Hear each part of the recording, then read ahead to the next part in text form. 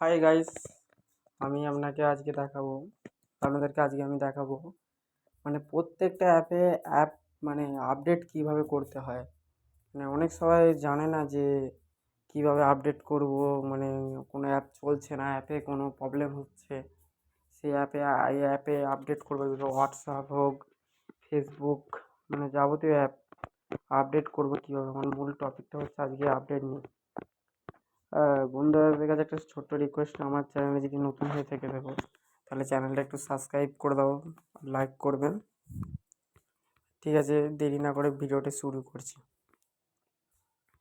প্রথম যাওয়ার পর আগে প্লে স্টোরে যেতে হবে। প্লে স্টোরে যাওয়ার পর এইখানে প্রোফাইলে যেতে হবে। প্রোফাইলে যাওয়ার পর ম্যানেজ অ্যাপ ডিভাইস এখানে যেতে হবে।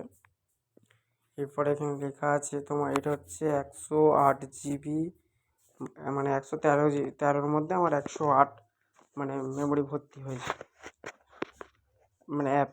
আর এটা হচ্ছে আপডেট, এটা আপডেট অল করলে মানে সব অ্যাপগুলো আপডেট একবারে হয়ে যাবে।